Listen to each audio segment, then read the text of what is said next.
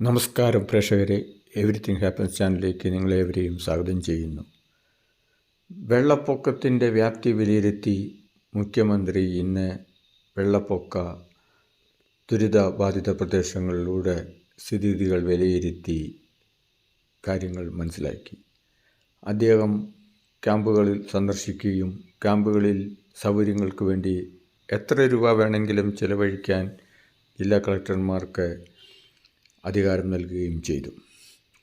അതോടൊപ്പം തന്നെ മുഖ്യമന്ത്രി കണ്ട ഒരു പ്രധാന വസ്തുത, കഴിഞ്ഞ 5-8 വർഷങ്ങളായിട്ട് നദികളിൽ നിന്നും കായലുകളിൽ നിന്നൊന്നും മണലൊക്കെ നീക്കം ചെയ്യാതെ നദികളുടെ ആഴം കുറഞ്ഞ് വെള്ളമെല്ലാം പരന്നൊഴുകുന്നതാണ് ഇപ്പോഴത്തെ ഈ ദുസ്ഥിതിയുടെ ഒരു പ്രധാന കാരണമെന്ന് മുഖ്യമന്ത്രി തന്നെ സമ്മതിച്ചു. അതിനാൽ അടിയന്തര പ്രാധാന്യത്തോടുകൂടി നദികളിലെ മണലൊക്കെ വാരി നദി ക്ലിയർ ചെയ്ത് വെള്ളം ഒഴുകിപ്പോകുന്നതിനുള്ള ഒരു വഴിയുണ്ടാക്കി അതിന് വെള്ളപ്പൊക്കത്തെ നിയന്ത്രിക്കുന്നതിനുള്ള മാർഗങ്ങൾ സ്വീകരിക്കുമെന്ന് അദ്ദേഹം പൊതുജനങ്ങൾക്ക് ഉറപ്പ് കൊടുത്തു. യഥാർത്ഥത്തിൽ ഈ ക്വാറി മഫിയകൾക്ക് വേണ്ടി കാറിമണൽ ചെലവാകുന്നതിന് വേണ്ടി, ലാഭം കൊയ്യുന്നതിന് വേണ്ടി, കമ്മീഷൻ എടുക്കുന്നതിന് വേണ്ടി മുൻകാല ആൾക്കാർ ചെയ്തു വെച്ച ദുരിതത്തിൻ്റെ ഫലമാണ് ഇപ്പോൾ കേരള സംസ്ഥാനം അനുഭവിച്ചുകൊണ്ടിരിക്കുന്നത്. മുൻകാലങ്ങളിലൊക്കെ ധാരാളം മഴയുണ്ടായിരുന്നു, ഇതിലും കൂടുതലും മഴയുണ്ടായിരുന്നു. വെള്ളമൊക്കെ ഒഴുകിപ്പോയി. അങ്ങനെ ഉൾനാടൻ ജലഗതാഗതവും അതോടൊപ്പം തന്നെ കുറഞ്ഞ വിലയ്ക്ക് മണൽ ലഭ്യതയും ഒക്കെ സംസ്ഥാനത്ത് ദൃശ്യമായിരുന്നു. അതെല്ലാം അവസാനിപ്പിച്ച് വെറും കൊള്ളസംഘവും മഫിയായുമായി മാറിയ ഒരു ചരിത്രത്തിൻ്റെ അനന്തരഫലങ്ങളാണ് ഇപ്പോൾ ജനങ്ങൾ അനുഭവിക്കുന്നത്. അത് മുഖ്യമന്ത്രി തന്നെ സമ്മതിച്ചു.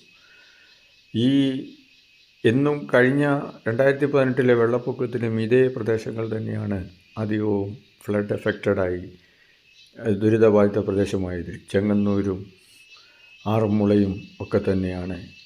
അതുപോലെ ഇപ്പോൾ തിരുവല്ലയൊക്കെ താഴ്ന്ന പ്രദേശങ്ങളാണ്. തിരുവല്ലയിലൊക്കെ വെള്ളം പോകാതെ ജനങ്ങൾ ദുരിതമനുഭവിക്കുകയാണ്, ക്യാമ്പുകളിൽ കഴിയുകയാണ്. തിരുവല്ലയിലൊക്കെ ധാരാളം ക്യാമ്പുകൾ തുറന്നിരിക്കുന്നു.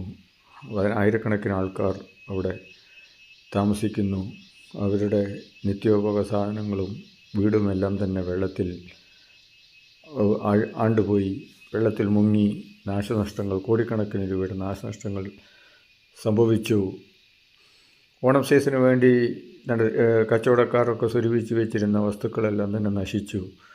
അങ്ങനെ കോടിക്കണക്കിന് പറഞ്ഞറിയിക്കാൻ വയ്യാത്ത നാശനഷ്ടങ്ങളാണ് സംസ്ഥാനത്ത് വന്നുകൊണ്ടിരിക്കുന്നത്. അപ്പോൾ അതിശക്തമായ മഴ ന്യൂനമർദ്ദത്തിൻ്റെ ഫലമായി വീണ്ടും തുടരുമെന്നാണ്. ഇപ്പോൾ തന്നെ പല ജില്ലകളും റെഡ് അലേർട്ട് പ്രഖ്യാപിച്ച് ഇരിക്കുകയാണ്. ഇടയ്ക്കിടെയുള്ള ശക്തമായ മഴ വന്നുകൊണ്ടിരിക്കുകയാണ്.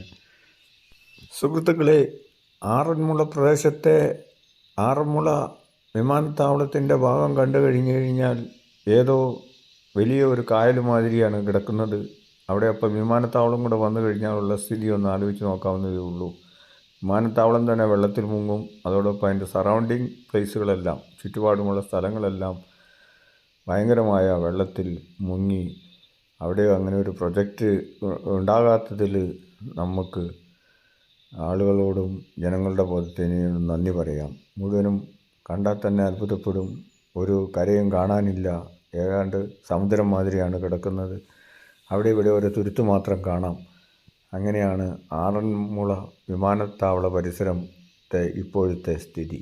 ഇത് വലിയ മഴയൊന്നും, ചെറിയ ഒരു ഔട്ട്ബേസ്റ്റേ ഉണ്ടായിട്ടുള്ളൂ. അതിഭയങ്കര തീവ്ര മഴയൊക്കെ ഉണ്ടായി, എങ്കിലും അതിഭയങ്കരമായ ഒരു മഴയൊന്നും ഇതുവരെ സംഭവിച്ചിട്ടില്ല. 2018 പോലെയുള്ള മഴയൊന്നും ഇല്ല. എന്നിട്ടിതാണ് സ്ഥിതി. എന്താണെങ്കിലും ഇതൊക്കെ നമ്മൾ മുൻകൂട്ടി ഭാവിയിലേക്ക് ചിന്തിക്കേണ്ട സമയമായിരിക്കുന്നു. നദികളിലെ മണലൊക്കെ നീക്കം ചെയ്ത് ആഴം കൂട്ടി. ഉദാഹരണം, റോഡ് തന്നെ നമുക്കറിയാം. റോഡിൽ കൂടെ വെള്ളം പരന്നൊഴുകിയാൽ റോഡ് നശിച്ചു പോകും. സൈഡിൽ കൂടെ കനാലുകൾ വേണം. കനാലിൽ കൂടെയാണ് വെള്ളം ഒഴുകിപ്പോയാൽ മാത്രമേ റോഡ് ഒക്കെ നിലനിൽക്കുകയുള്ളൂ. അതേപോലെ റോഡിന് ഈ നടുഭാഗം ഉയർന്ന് സൈഡിലേക്ക് വെള്ളം മാർന്നൊഴുകത്ത രീതിയിലുള്ള നിർമ്മാണം പരന്നു കിടന്നു കഴിഞ്ഞാൽ പൊളിഞ്ഞു പോകും. അപ്പോൾ ഇതൊക്കെ അടിയന്തര പ്രാധാന്യത്തോടു കൂടി നടപ്പാക്കുമെന്ന് ഗവൺമെൻറ് ഇന്ന് വന്ന് അവലോകന യോഗത്തിൽ പറഞ്ഞിട്ടുണ്ട്. ഉടനടി നടപ്പാക്കുമെന്ന് പറയുന്നു. എന്താണേലും അതേപോലെ ആറന്മുള ക്ഷേത്രവും ഒക്കെ ചുറ്റിലുമൊക്കെ വെള്ളം പൊങ്ങിയിരിക്കുകയാണ്. വീണ്ടും കാലാവസ്ഥാ മുന്നറിയിപ്പാണ് അതിതീവ്ര മഴയുടേത്. പല സ്ഥലങ്ങളിലും ഭയങ്കരമായ ബേസ്റ്റിംഗ് കാലാവസ്ഥാ വ്യതിയാനം മൂലം ആകെ ഇവിടെ തന്നെയല്ല, യൂറോപ്പിലും എല്ലായിടത്തും ലോകം മുഴുവനും ഇത് എഫക്റ്റ് ചെയ്യുകയാണ്. ശൈത്യമെങ്കിൽ അതിശൈത്യം, ചൂടെങ്കിൽ ചൂട്, അങ്ങനെ യൂറോപ്പ്, തണുത്തു പറഞ്ഞ് കിടക്കുന്ന യൂറോപ്പ് പോലും ഇപ്പോൾ അതിഭയങ്കരമായ കാലാവസ്ഥാ വ്യതിയാനത്തിലൂടെ കടന്നുപോയിക്കൊണ്ടിരിക്കുന്നു. അതിനുള്ള പരിഹാരം സത്വരമായിട്ട് ഗവൺമെൻറ്റുകൾ എടുക്കേണ്ടതാണ്. പൊതുജനങ്ങൾ ഇപ്പോൾ ഈ കോരം മഴയ്ക്ക് വേണ്ടിയിട്ടുള്ള പ്രിപ്പറേഷൻ ഒന്നും ഇതിനു മുമ്പ് നടന്നില്ല. അതിൻ്റെ തിക്താനുഭവങ്ങളാണ് ഇപ്പോൾ കാണുന്നത്. സാധാരണക്കാരും ഇവരുടെ ജീവൻ നഷ്ടപ്പെടുന്നു. ഇപ്പോൾ 20 പേരോളുടെയും ജീവൻ നഷ്ടപ്പെട്ടു എന്നാണ് ഇപ്പോൾ ഔദ്യോഗിക കണക്ക്. അതേപോലെ എത്രയോ ആളുകളെയോ കാണുന്നില്ല, കുറെ കാണാതെയായിരിക്കുന്നു. അവരെയൊക്കെ കണ്ടെത്തുമെന്ന് വിചാരിക്കാം. എങ്കിലും ഗവൺമെൻറ്റിൻ്റെ മുന്നറിയിപ്പുകൾ സഗൗരവമെടുത്ത് ജനങ്ങൾ അവരുടെ ജീവനും പ്രാധാന്യം നൽകേണ്ടതാണ്. എന്താണേലും ഗവൺമെൻറ് ഊർജിതമായി എല്ലാം ചെയ്യുന്നുണ്ട്. ബക്കറ്റ് പിരിവും കോലാഹലങ്ങളും